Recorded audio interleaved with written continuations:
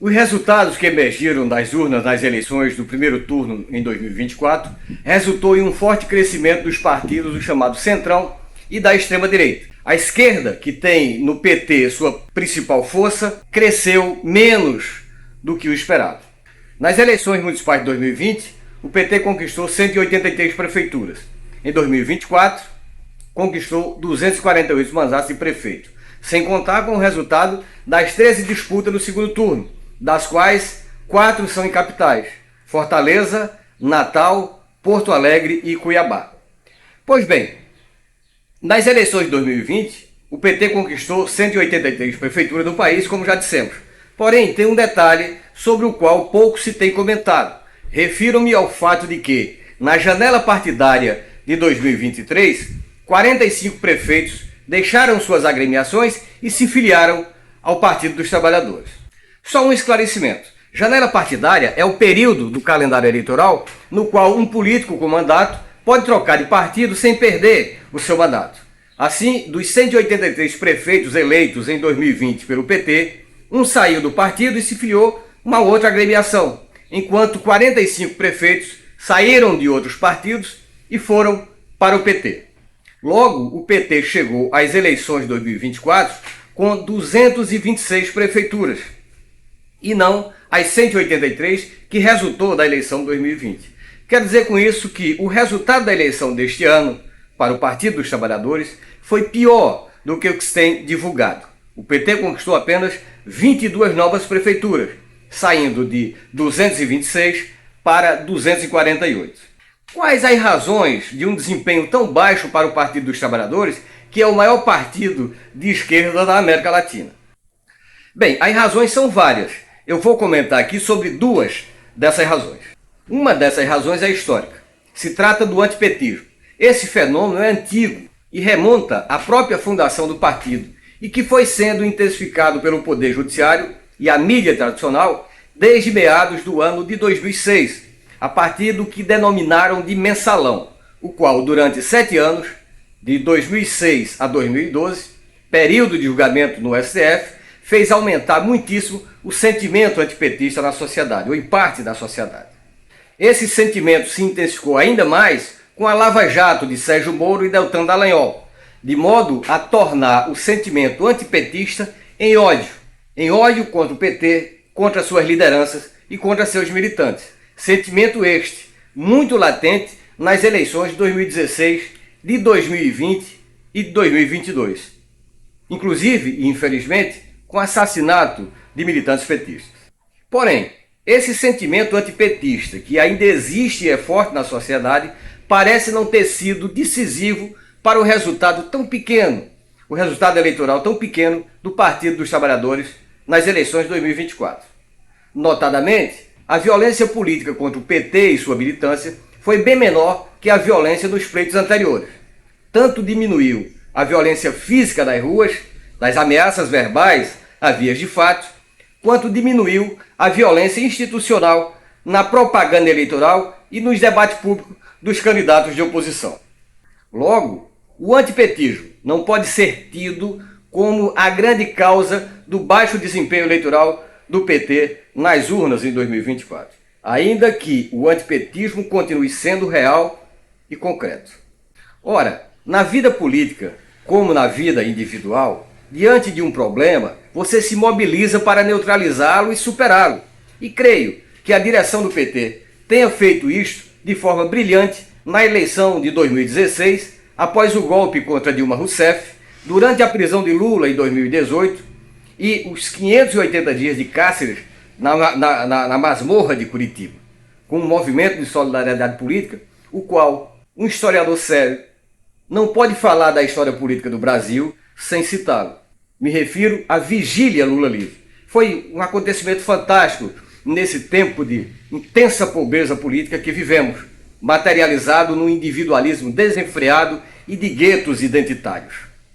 Não se pode negar as estratégias corretas da direção do PT, que durante a eleição de 2018, num período em que a velha mídia já decretava o fim do partido, levou Fernando Haddad ao segundo turno da eleição presidencial.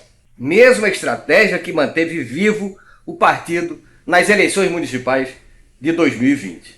Em 2022, com Lula de volta à cena política, a conjuntura já era outra, na qual a direita liberal democrática não tinha força para vencer a extrema-direita. Da mesma forma, o campo da esquerda sozinho também não venceria.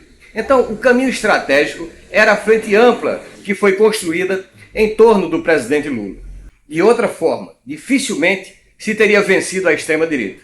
E o PT, além do presidente Lula, elegeu a segunda maior bancada na Câmara Federal, com 68 parlamentares, ainda que insuficiente para a governabilidade do presidente Lula. Mesmo com essas vitórias, a militância há muito tem criticado, e com razão, o partido. A principal queixa é do abandono das bases sociais e a falta de formação política. De fato, há muito as lideranças do PT abandonaram as bases sociais e se encastelaram nos gabinetes de seus mandatos e de seus cargos políticos nas diversas esferas de governo, federal, estadual e municipal. Em sua maioria, o que se observa é que os mandatos do PT estão a serviço dos grupos políticos internos e não do partido. Logo, a luta é para a manutenção de seus mandatos, sem compromisso em forjar novos quadros. Para isso, a formação política tanto é desnecessária quanto indesejável, pois é na formação política, na luta concreta das pessoas nos seus dias a dias, seja no campo, seja na cidade, que podem surgir novas lideranças. E ao que parece, a maioria dos parlamentares do PT não deseja o surgimento de novos líderes, supondo, talvez, que ameacem seus mandatos, seus cargos na máquina pública. Há um detalhe importante: o esforço da direção do partido, a partir das jornadas Nova Primavera, em construir um processo de formação política via internet. Nos últimos anos, milhares de pessoas das cidades grandes, médias e pequenas, em todo o país, bem como do campo, têm participado das formações políticas que ocorrem anualmente, desde o ano de 2020, de forma virtual. A proposta é que, a partir das formações virtuais, os militantes possam ir às bases sociais nas comunidades, mobilizar política e socialmente as pessoas. Porém, uma vez na base social, o militante está só, pois os mandatos do partido que deviam estar presentes não o acompanham. Muito provavelmente, essa debilidade do partido tenha contribuído para o baixo desempenho nas eleições municipais de 2024. Acredito mesmo que este é o fator maior que o sentimento antipetista que levou aos resultados eleitorais tão pífios neste ano de 2024. O fato é que a estratégia política do PT para as eleições de 2024 falhou irremediavelmente. Centrar as candidaturas nas cidades com eleitorado acima de 100 mil eleitores não deu resultado. Assim como o desempenho do partido foi um fiasco nas cidades pequenas. Falta ao partido um projeto comum que o diferencie dos demais partidos. O antigo modo petista de governar não existe mais. O identitarismo que tomou conta do partido é uma pauta liberal e segregacionista. Não tem voto e nem atrai votos. Basta observar quantos vereadores e prefeitos destes movimentos identitários foram eleitos este ano. O MST, por exemplo, conquistou 23 prefeituras e 133 mandatos de vereadores. E os liberais identitários, quantos fizeram? Juntando, inclusive, os identitários do PT com outros partidos. Quantos prefeitos e vereadores fizeram? O PT deve rever suas táticas e estratégias, assim como deve voltar a pensar um projeto político próprio do partido, que, ao menos em linhas gerais, oriente os mandatos, que contemple, dentre outras questões políticas urgentes, a ideia clara de uma política de segurança pública. Um projeto que oriente a reorganização econômica e social das camadas oprimidas da população.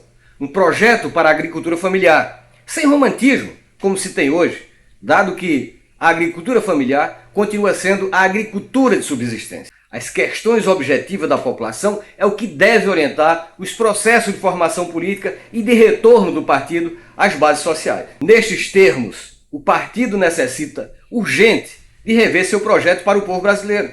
Para tanto, a questão não é de falta de capacidade de elaboração, mas de decisão política. As eleições internas ao Partido dos Trabalhadores, que ocorrerão em 2025, é um momento propício para que o PT reveja essas questões. Mas quais as consequências do crescimento eleitoral da direita diante da estagnação do PT e de outros partidos populares?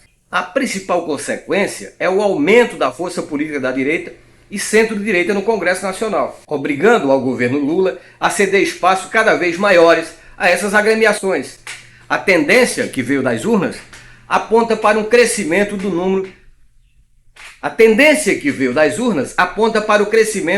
de parlamentares, o que dificulta, isso para 2026, o que dificulta ainda mais as negociações para a manutenção da Frente Ampla.